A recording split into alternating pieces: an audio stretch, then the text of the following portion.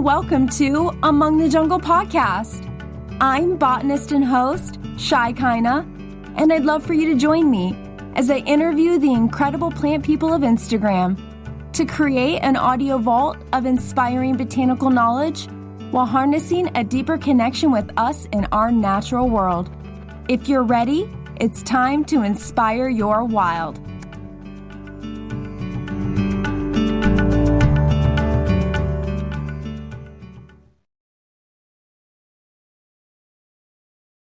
Welcome back, Jungle Dwellers, to episode number 14 of Among the Jungle podcast. Today, we're revisiting Alaska to chat with Tanya Val, natural ink artist and owner of our beloved local plant shop, That Feeling Co., to reveal the process of watercolor ink making with plant material both foraged and forgotten, as we learn to make our own homemade inks with leaves, berries, flower petals, kitchen waste, and so much more. She recently did a 30-day natural ink making challenge on her Instagram page, where she created a new ink every day for 30 days. It was absolutely amazing to watch inks being made out of things that you would normally throw in the trash. And I personally had so much fun experimenting and following along. I knew I had to get her on the podcast to talk about natural ink making. I hope you guys will enjoy the new ways you'll be looking at plants and food and color after listening to this episode. Real quick before we get started, I wanted to give a special thank you to those who have been leaving beautiful reviews on the podcast. And welcome to our influx of new listeners. I'm just so happy to have you all as part of our jungle dwelling community. As my way of showing my appreciation for you all, I'll be hosting a special 5-day free houseplant mastermind in a private Instagram group just for us. I'll release a bonus episode this week that invites you to join this incredible opportunity to improve your plant parent skills and build community with your tribe. So keep your eyes and ears open for that. Diving right into today's episode, we will learn homemade ink making recipes from items in your pantry, guidance on finding and foraging plant materials, and tips to spark your ultimate curiosity. The show notes for this episode can be found at amongthejungle.com/014.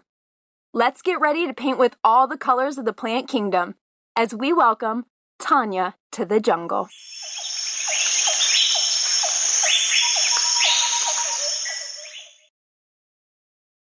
Thank you for having me. I'm so excited.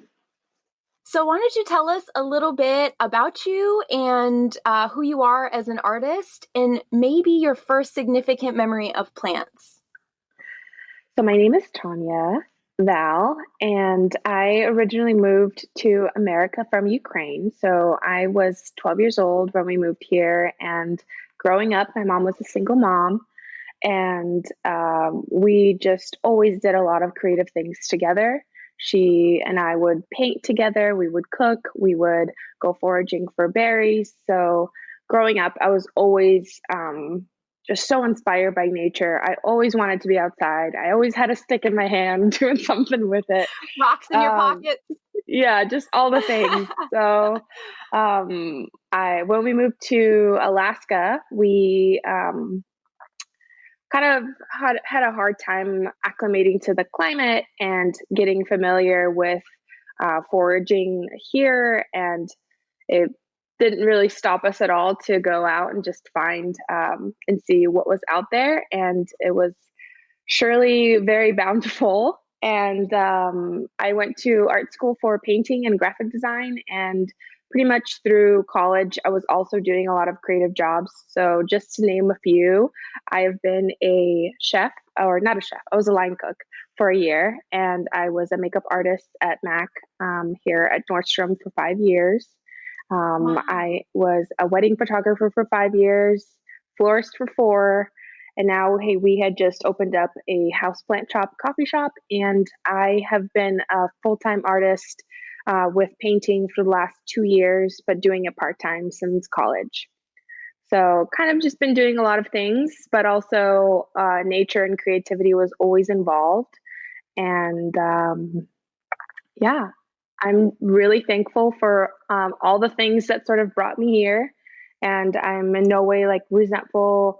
I've just been part of my process, just sort of getting to where I am now and figuring out who I am as an artist. And for sure, it was always just sort of going back to nature and being with my mom. And that's kind of what I'm doing now. So I'm just foraging for all of my art supplies, and yeah, loving bringing nature in however I can.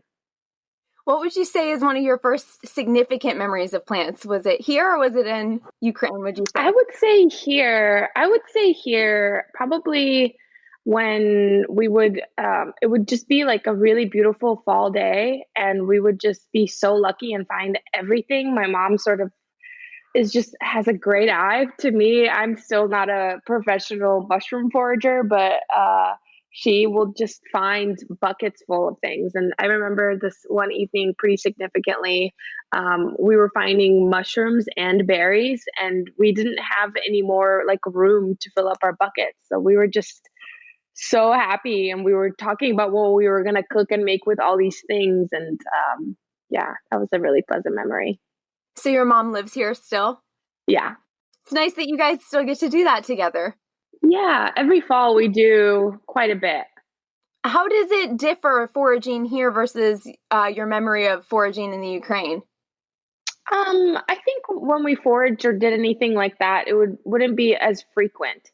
So being in Alaska, I feel like we just have such full access to go anywhere we wanted. We lived in a city before, so just to get out in nature took quite a bit of time. And just based on our like life and schedules, it didn't happen that often. Now we're just like 15 minutes from a trail, and we've even found things in our backyard, and that's been so exciting. And just planting things on your own, and yeah, it's wonderful. That's super fun. I love Yeah. how many common lines that we have through our past, as I'm also a creative and I have been a wedding photographer for about 5 years and a floral designer. And both of those things, even for that industry, are so fun. I love floral design. It is such a beautiful way of creating, taking something that's already so beautiful, like flowers and plants, and arranging them in a way that makes them even more beautiful. That is just, it's super, super fun. And your arrangements are so, so gorgeous. So that's super fun to see. Thank you so much. So when did you first get into ink making? I would say I got into ink making about a year and a half ago. So it doesn't feel like a really long time ago, but I've just invested so much time in experimenting with it in the last year and a half. And I wanted to know as much as I could in that time because I wanted to create a painting collection. And to create that first collection, I thought, would it take that long? But it took an entire year of studying and experimenting, and a lot of beautiful failures and lessons in the middle. And yeah, it took about a year for me to create a cohesive body of work with it. But it all just started a year and a half ago, and foraging was a really familiar aspect to me in general. So it was a very fluid way for me to start experimenting with inks, just because I was comfortable in nature and I had an idea of what I could pick. So what are some of your favorite things in your personal paintings to make inks out of? What have you found produce your favorite colors and really bring you a lot of joy?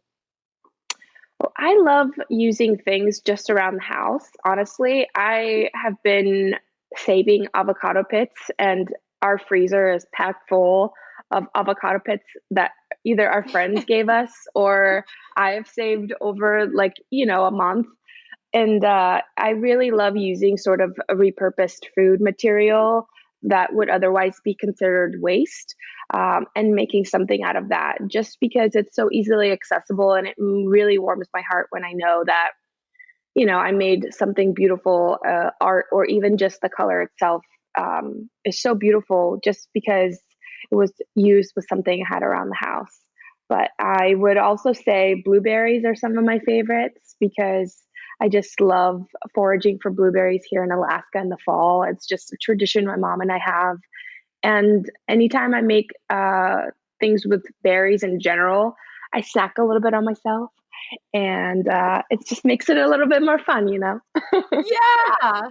Yeah. hmm And like you were saying, with it being a lot of kitchen scraps that you're making stuff out of, and that's kind of what I've been experimenting since following your natural ink making journey. Over the last 30 days, you've been doing kind of a everyday different kind of ink out of a different material, and it's been really fun and very inspiring. And I just kind of started, I didn't have some of the things you were first starting out with in my fridge, so I was just kind of finding things, spent flowers, whatever it was that would normally go to the trash. And, just like with thrifting or anything else, there's so much joy that comes out of making something really beautiful out of something that would seemingly be considered trash or waste or non-purposeful. And you gave it a whole new purpose and did a lot of environmental good because of it. So that's super beautiful. What are some of the basic materials that people might have around their house that they could use for ink making? Absolutely, yeah. Onion skins are a really popular color to play around with. You can use both red onion skins or yellow. Both produce beautiful colors. You can also use a couple of different spices. I've used turmeric and I've used Oh, sumac, which are both really beautiful spices. You can use avocado pits, beets, mint. I've made an ink with charcoal. So our fireplace had some leftover charcoal in there, and I mixed that up. And tea. Tea is a really common one to make ink or dye with. So, really, the beauty of it is finding something that you have around your house and just experimenting. The exciting part of ink making is truly the unknown and seeing how it both reacts with other colors or how it dries on paper. Um, yeah, it's so fun. yeah, that's been such a mystery. And following your ink making journey as well as the experiments I've been doing at home, you dip it in, like you said, I think you do it every hour or every half hour to kind of test how the ink is cooking. And it's crazy that as you pull it out, it's, one beautiful color, and then you watch it dry and it dries a completely different color. And then you add additives to it and it changes to a totally different color, which is super, super fun. And I want to get into that in a second. But first, I'd like to ask, what's the overall ink making process? Like, basic recipe that somebody could easily implement at home. So, just the general structure of what makes an ink would be color plus binder and water or oil. And those three ingredients create an ink. Uh, to break that down a little bit further, a typical recipe for me looks like, say, we're cooking blueberries. I have about 2 cups of blueberries. You cover your pot with water. I usually just do enough to cover the surface. I bring the berries to a boil. So that really helps sort of release the juices into the water, and the magic is sort of starting to happen. Then I add white vinegar and salt, which those two essentially work as a mild preservative, and they also boost the vibrancy of the color. Okay. Depending on the actual material you're cooking with, uh, blueberries in this case take about 30 minutes to get to my desired color. It could be different for you.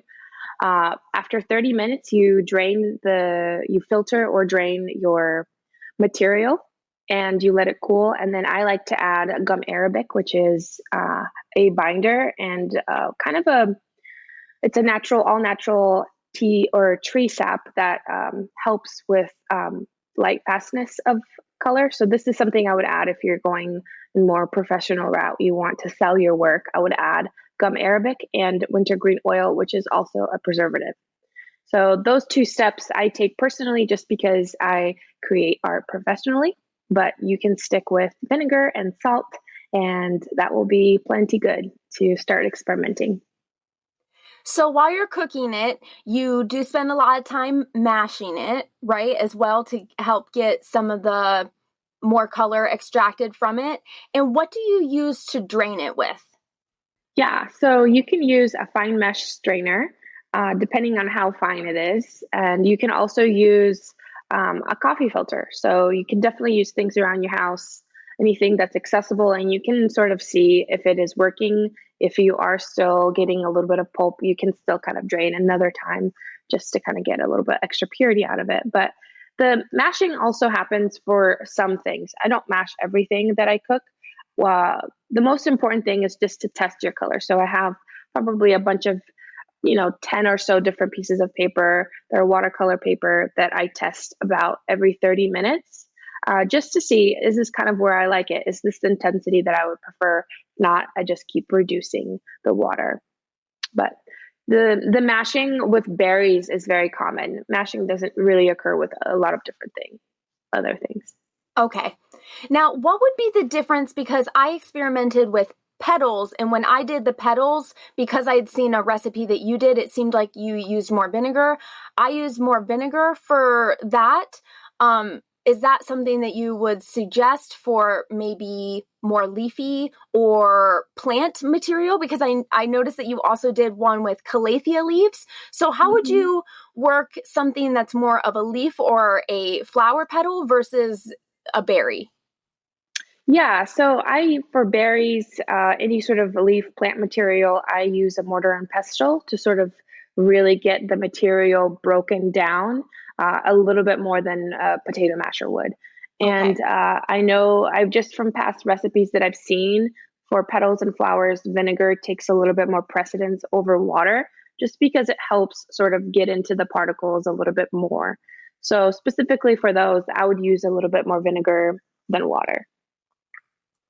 And when we're talking about selecting materials for making ink, what's the best shape for the fruit or for the material to be in? Is it okay if it's a little old and spent? Can we still use it to make ink, or should it be something like really fresh? I would recommend so it just depends on the material itself. If you are foraging for things, I would first say be very cautious of how you're foraging. There's definitely guidelines for how to forage properly. Making sure you're not over foraging and you're keeping a sustainable mind frame for that. And that's usually really quickly is just a third of the area. You don't want to overpick. And also, cutting the way you cut down branches and things there's a certain way to do that as well. Just so I kind of make a note on that really fast. Yeah, But absolutely. as far as berries, I would say berries are the most juicy when they're sort of in the fall and they're in their last they're just holding on to their branches just by a little bit. And so they're full of color and juice at that time. For things you have around the house, if something is going bad or I see a little bit of mold, I usually cut that piece off. I usually don't like to have any sort of mold in the cooking process, just to avoid any sort of bacteria spreading.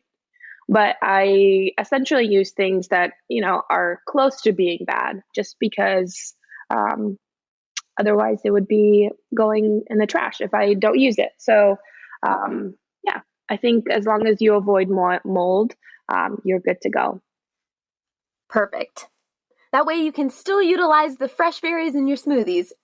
Exactly. And Exactly. get rid of some of those spent ones. Let's go into storing and preserving, protecting our inks after we make them. How long can we expect an ink to last? And how do we store an ink after we've made it? Yes, great question. So I would recommend keeping inks in the fridge. That is sort of a way I've been able to keep inks from going bad. I have purchased inks that are more fine art grade that are all natural and they don't need to be in the inks in the fridge. But I think if it kind of depends on a couple of different things. The way you cooked and processed it. So, did you preserve it properly? Did the process sort of happen properly and preserved properly? There's not too much food matter floating around. And then also, it depends on the material itself. There's materials that typically don't last much longer than a couple months, even in the fridge. There are some that don't need to be in the fridge at all. So it definitely just depends on the material itself. I would also recommend just also doing some research both on um, how long this particular color lasts.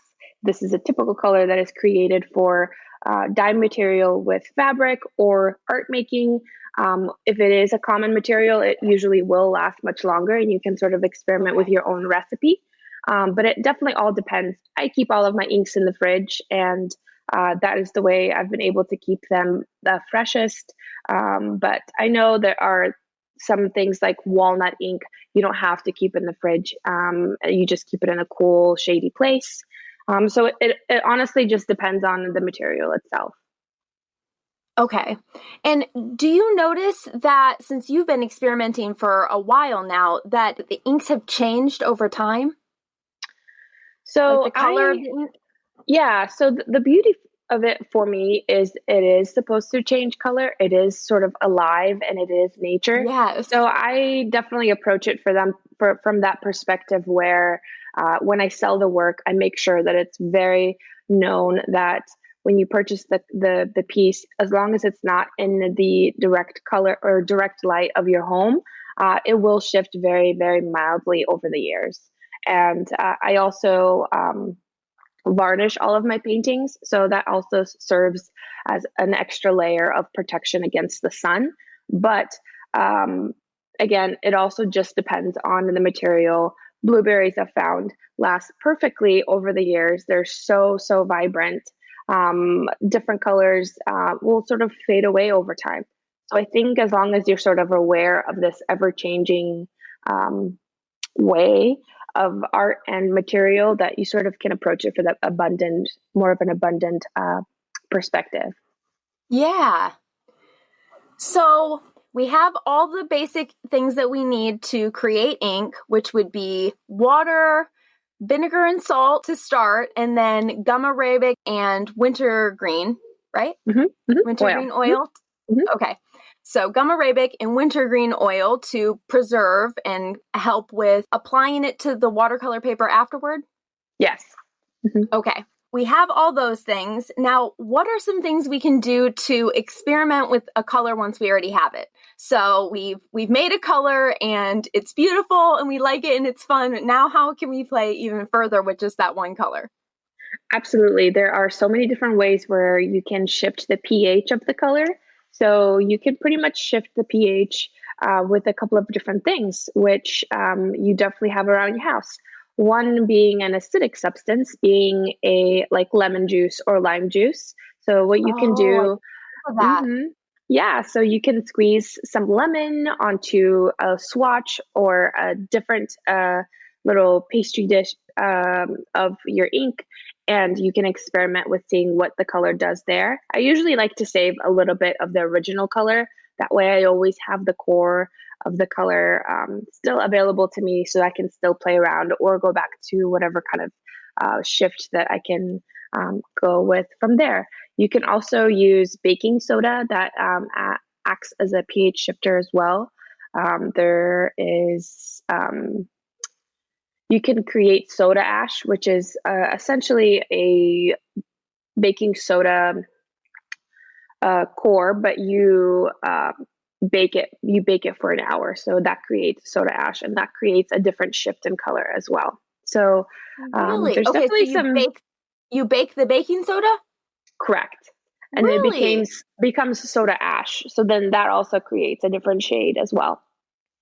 Wow. Okay. I noticed that you were using soda ash, and I really like the colors that turns out. And I'm like, what is soda ash? I don't know. So I was just kind of putting other things in there. I definitely used baking soda, and I could not believe the big color transformation. It's also kind of cool because depending on how much vinegar you use in your recipe, one of the recipes I did was from some spent Gerber daisies that I had, and I used a lot more vinegar.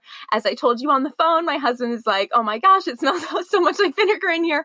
That was one day I used quite a bit of vinegar. But when I added baking soda, you could actually see the chemical reaction. It was pretty cool. So I had that ink, and that turned from an orange to a dark, dark jungle green with the baking soda. And then my favorite color I've made so far was out of raspberries, and that turned into the most beautiful pink color, like a bubblegummy, just really beautiful pink. And when I added the baking soda, it turned completely slate gray. So beautiful in contrast to each other. So it was just so unexpected, and you have no idea what color is going to come out the other side when you start adding in these additives. It's really fun. Yeah, just one color of ink can create so many different shades, but then when you start playing around with, say, adding one other ink color and all the possibilities that has, you have such a wide range of colors to play with, and so fun to see what it does. It's just so incredible. So what have you learned over this last 30 days of doing this ink challenge, where you've been doing it every day and experimenting with a lot of things really fast? So I would say one of the first things I learned about ink making is to practice patience. And that definitely came true with ink because some days I was not ready to create something, and 30 days of experimenting with colors, you have don't like for some things I didn't know, I couldn't find recipes for. So there were definitely some things that I was experimenting with that I couldn't find any resources on. So a lot of the time I do a little bit of research. I make sure this is something that isn't going to release toxic fumes in my home. I am very careful about what it is Very I'm going to important. prepare, and just following something, some sort of basic recipe, either that I've played with myself or have found online or from books. I would say definitely sort of being open to whatever result occurs and not really having any expectations, because even if you're like, wow, this is a beautiful green, it will sometimes dry purple on paper.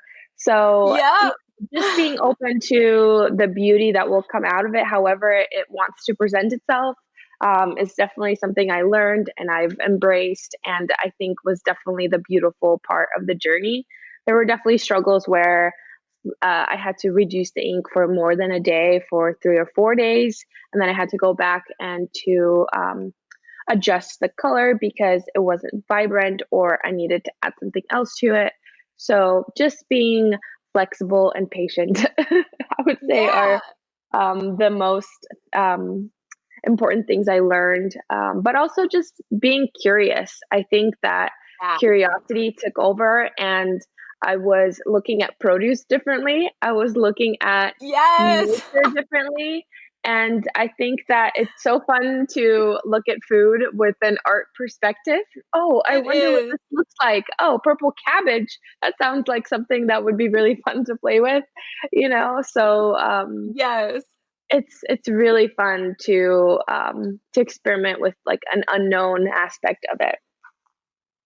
Yeah, I would have to say that I learned a similar lesson, kind of playing along with you during the 30 days and experimenting with myself. When I first started, I would get, just so excited at the swab I dipped in, that like the patience of waiting to determine what color is going to dry, like it was just like, wow, this is so beautiful. I'm excited about this. But it was like really hard to wait for it to dry on paper, and waiting for those little swatches to dry takes a little longer than you expect, to fully let it cure and see what color it's going to turn out to be at the end.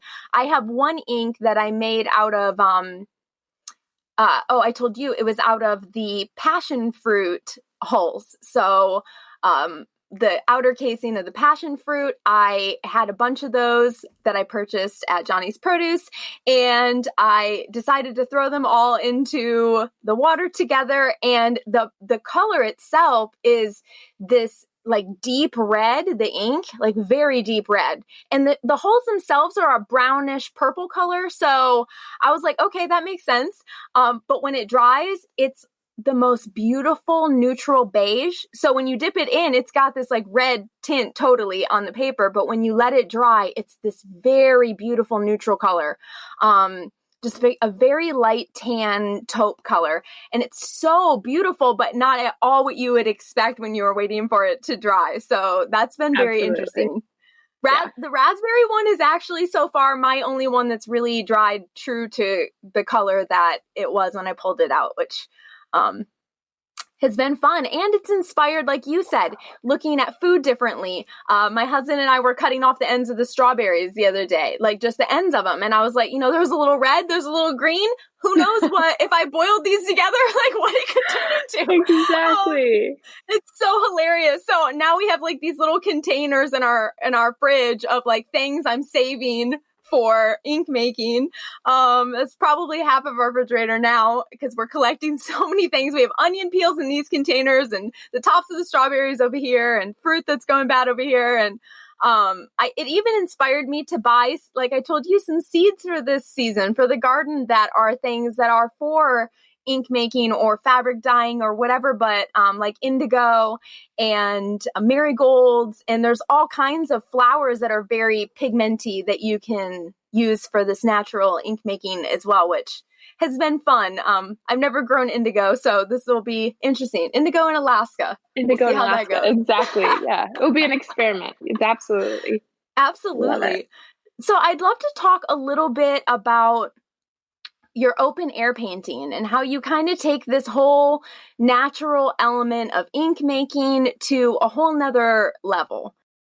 It's really funny because it kind of started during a different 30-day challenge. About 5 years ago, I did a hand lettering challenge for 30 days.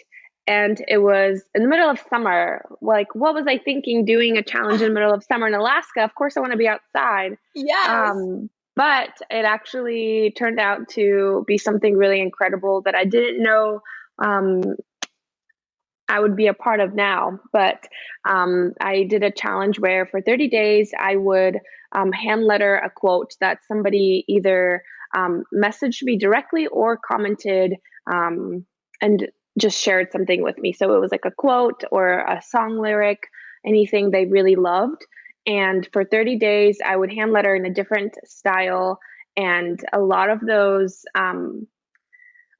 moments were created outside. So it would be on a camping trip and I would hand letter a beautiful quote and I would take a picture with my phone and I would post it on Instagram.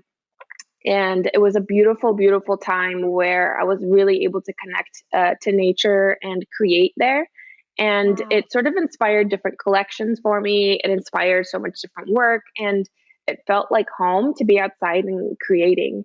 So I think kind of ever since then, I really made it a point to create outside as much as I could, especially in the summer when it's just so magical and it's light out all day. And it fuels your creativity. It inspires new work.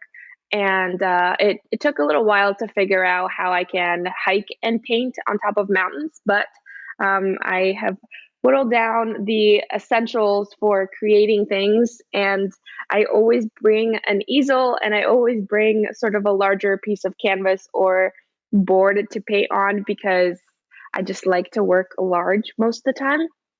And it's been a beautiful part of my creative process now because it is the beginning part of inspiration. It's part of the creating process, and it fuels the storytelling when I'm able to talk about the work in general.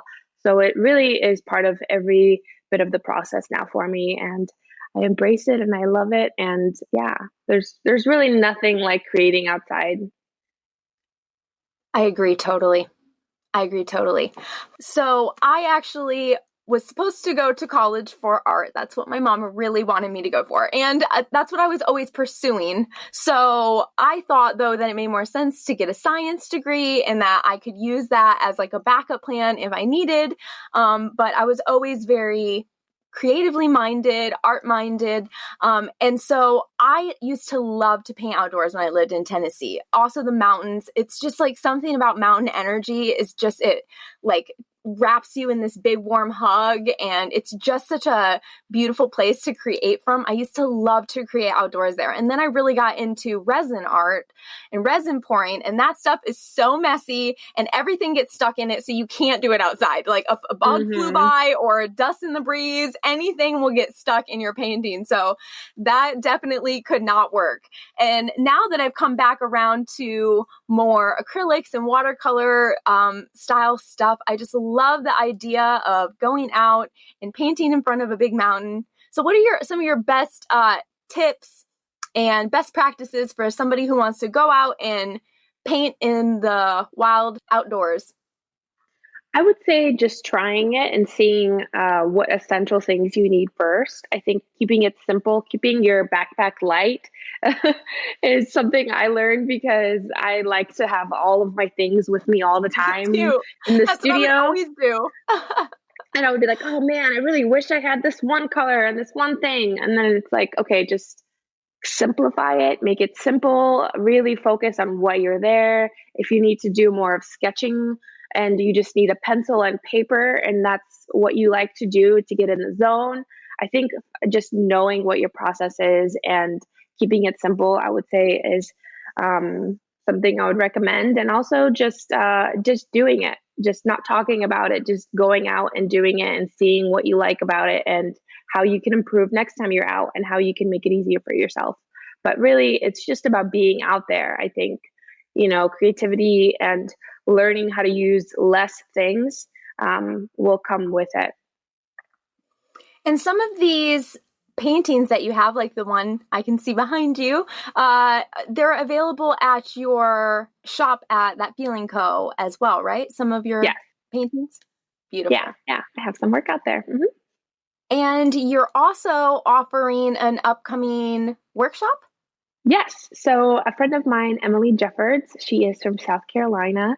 Her and I are going to be doing an Alaska retreat in July, and we will be doing painting and doing ink making and paint making, and we'll be eating beautiful meals and just creating this soul nourishing environment for other creative people. You definitely don't need to be an artist or a florist. It's definitely just sort of a for the soul kind of experience.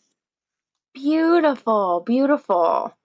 Where can we follow along with all of that? Keep up to speed with your upcoming retreat and with the plant shop, which is so beautiful. Everyone should definitely follow That Feeling Co. as well to keep updated on when hopefully they'll be opening up again soon. But right now, I know you guys are doing curbside pickup, so you can definitely still get your plant fix if you're here in Alaska. And they have a lot of beautiful plants coming in over the next couple weeks too, right? Yes.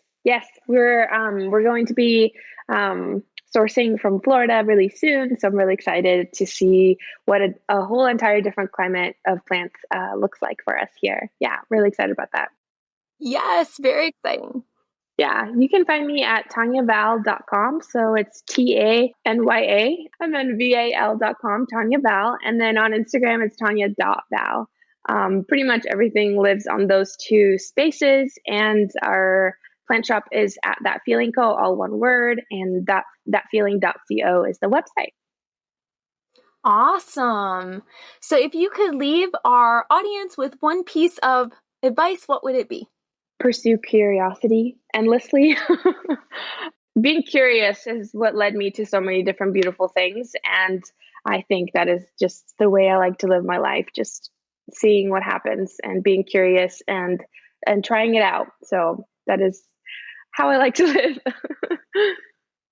I agree 1,000%. Since the new year, one of my main mottos has been childlike joy and childlike enthusiasm and childlike curiosity, just those things that bring up all the joy and the passion and the enthusiasm about living and about the smallest things. When you can get excited about creating something out of the butt of your strawberry, I mean, things are going really good. So I think that there is so much curiosity to be had in this creative process and the creative process in general. And then when you start working with natural things that like you said, are alive and they're creating and they're their own world within a world, and we're just using that to create more joy for people to experience visually and for our own creative journey. So I think that is such great advice. Pursue that curiosity. And thank you so much for being here with us and sharing how we can make some inks out of just the stuff that's around our house and have some fun. So thank you. We'll send everybody over to your page because we definitely want everyone to see the recipes that you already have up there in your stories, in your highlights. You already have tons of content on your Instagram that people can go to and get started on this right away. So thank you so much for being here with us, Tanya. Thank you for having me. I had a blast. Thank you.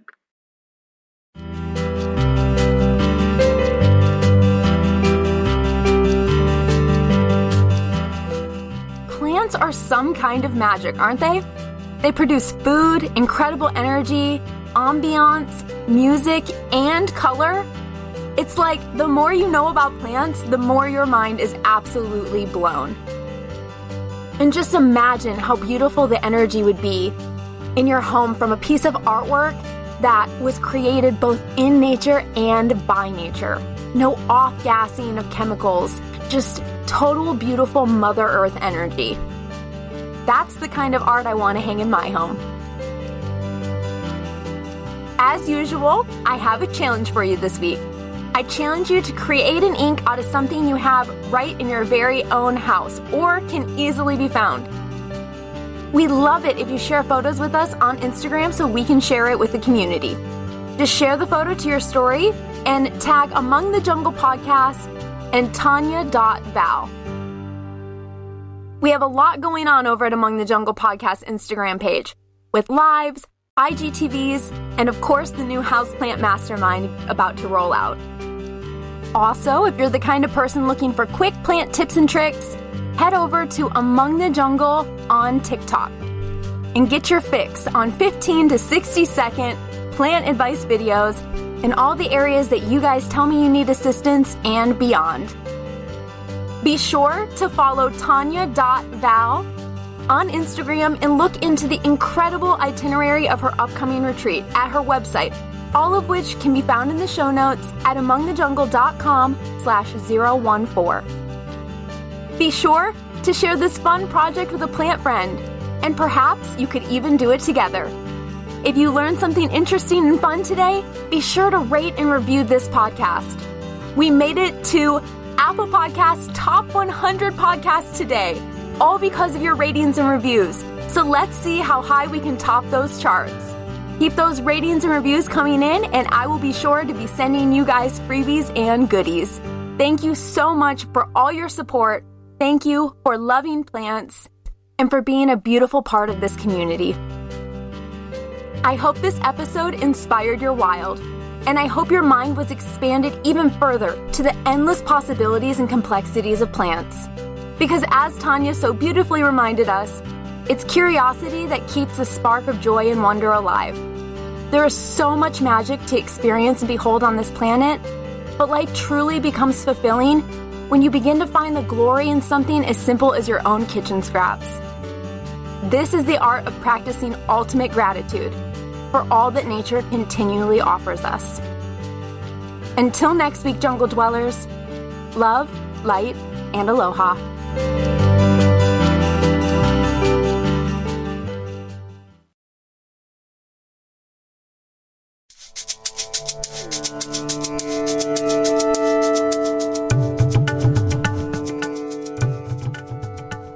I am so grateful to the plants that bless this beautiful earth, and to you for choosing to nurture a wild place inside of your heart. I hope this episode inspired your wild, and I'd love to hear your feedback, suggestions for future guests, and other botanical notes at amongthejungle.com or Among the Jungle on Instagram. It's been lovely exploring this exotic world with you today, and I look forward to where the journey takes us next week. Mahalo for tuning in, and stay wild.